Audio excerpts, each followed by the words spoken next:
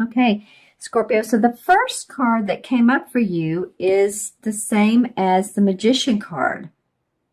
And this card talks about creating your own life, creating your own destiny. As you can see, she has the Pentacle, which is about her money. She has her Cups, which are about her emotions, her heart, and love. And the Sword, which is about ideas and thinking. And of course, the Wand, which is about what she's going to create outside in the real world, in the world of work and manifestation. So it feels like, Scorpio, that you guys coming up mid-month are excited about what you're doing, or at least you're paying attention quite a bit to your own destiny. Where is this leading you? What are the questions that you're asking yourself? Pay attention to those. Like, am I enjoying what I'm doing? Is it serving my highest purpose? We're all going through a little bit of this with all the shifts and the change and everything that's going on astrologically, but really pay attention to that towards mid-month. This will be before Thanksgiving time in the U.S. and before the holidays. So maybe it is a good time to contemplate as well. But this really is, you're having a keen interest in producing your own play. Let's just call it that. Who are the actors? What are the key parts of the play? You all that act and do those types of things, you could probably tell me these key words. But there's always a main part. There's always a part that's dramatic, or at least get your attention. And then there's the end. There's the final ending. So what do you want your play to look like? Think about that and visualize it. And this card is a Major Arcana card saying that this is a great opportunity and time to do so. And it's interesting because it points towards the next card, which is the Ten of Pentacles. And I mean, awesome. It's almost like, you can't financially. This is a pretty optimistic card. This has to do with, it's the 10, of course, the number 10 of the Pentacle cards. So it has to do with completion, of feeling of, finances are good, or at least you're working towards finances, and you see results in the near future that can really be a benefit to not only you, but your family, generations, grandchildren, parents, siblings, sister, brother. So it's a card of prosperity. What can I say? And this is a kingfisher, this particular bird, and the kingfisher actually represents prosperity and manifestation. So, it's interesting that she who is manifesting change and creating her life destiny is looking towards this card of such huge proportions and dynamics in your prosperity, your money world, your finance world, your bottom line. So you really may be thinking about that. It can also be a card of inheritance. So any of you all that are seeing inheritance, money coming in through ways that you had not known was coming, possibly through bonuses at work, but it really more or less means through usually the family channels, property that comes up, and money that, like I said, through inheritance or stocks, bonds that come about. So pay attention to those things. The third card is the Queen of Swords. And the Queen of Swords is an interesting person. She's very dynamic. The swords are all about our thoughts, our ideas, our plans. Very, very much the planner.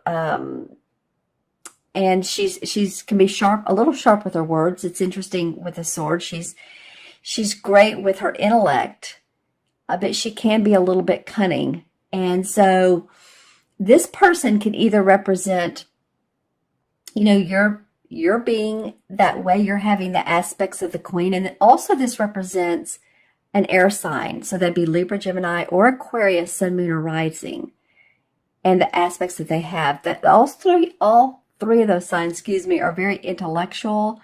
That's why they're air, because it's, we think of intellect coming from our mind. But this could be a person that comes into your life randomly, or someone you haven't seen in a while. This could be someone that some of you are like, wow, they've popped back in. Do I want to get to know them? Are they part of my life? And I'll pull clarification cards on this. Just know that, to up your inner strength, your third chakra, inner strength around this person, because the queens, like I said, can be very, I hate to say manipulative, but sometimes. But if you up your game and you have a discussion with this person, then you're fine. It can also mean you just taking on some practical projects, creating new projects and planning. So I'll draw, and that can be for any type of Scorpio. Just think about which she would indicate to you, and I'll draw some clarification cards for you. But, sometimes these cards can go either way. This could be someone coming back into your life that represents someone who you feel is very sharp and intellectual and straight to the point. Or it can be you taking on these aspects. So let's see what the cards have to say. And you know what else I'm noticing in all three cards are birds. This is like a crow. This is a kingfisher. And this is a beautiful yellow-breasted bird. And so birds to me are like messengers. So also intuitively pay attention to messages you might get from being outside and noticing birds flying by. If it's not too late in the season, some people are noticing butterflies pretty late in the season. But birds, like I said, are messengers and can often be our past lovers that have passed on, or they can be family that have passed on, spirit guides, in other words. And actually, with these purple irises, that is a very intuitive color, purple is. So I'm feeling like with 1, 2, 3 birds, that each are very distinct. Pay attention to messages that you might get. And let's pull some cards and see what this might be. Interesting.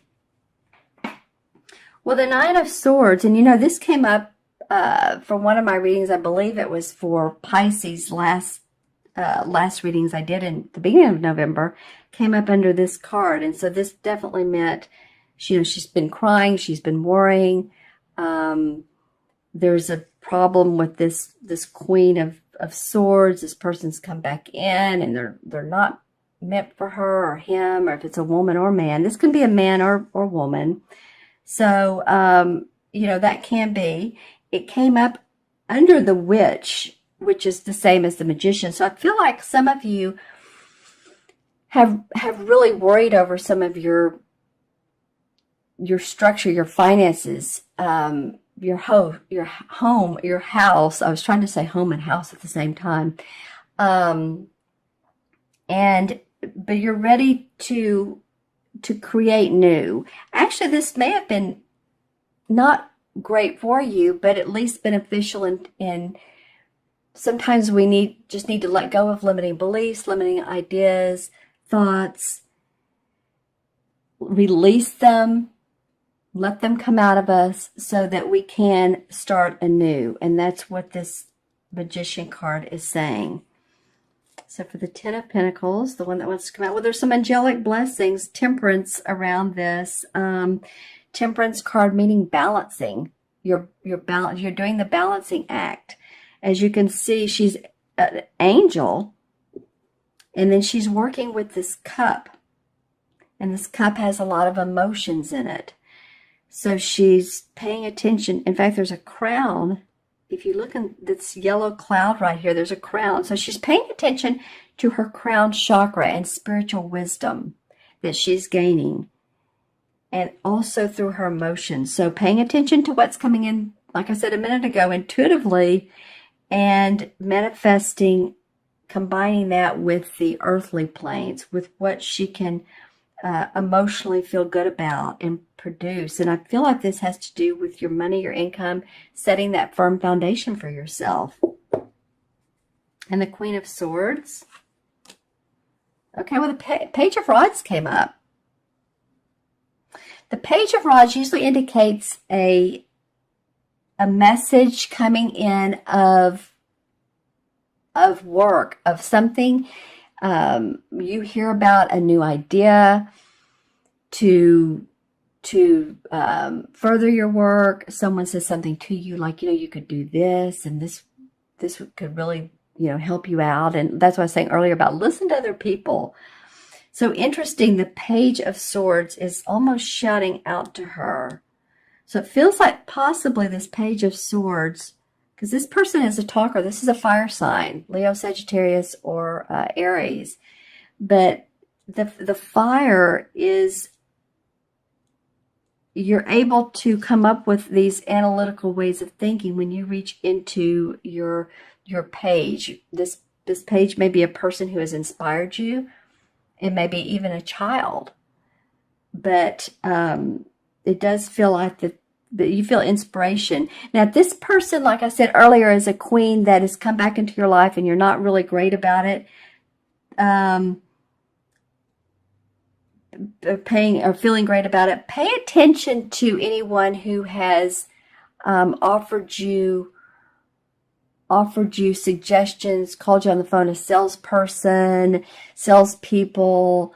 And I've been in sales, so I'm not saying anything bad about salespeople, but it could be that you didn't like this type of news, and now you're doing it your way, or that this news was beneficial and you're reaping the rewards of your benefits, like I said earlier. I'm going to pull also a card from Earth Magic and see what the resolve is. What is the resolve? Karma. Okay, DNA. Well, karma has to do with, this is, like I said, Earth Magic cards, and they're all about the earth and the different components.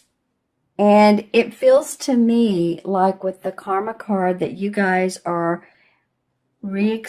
experiencing past life, and it could be past generations that go way, way back. But this is coming about for you. Maybe you've looked at a picture of your great-grandmother, or you've had a bibliography done, and you've studied your generational charts.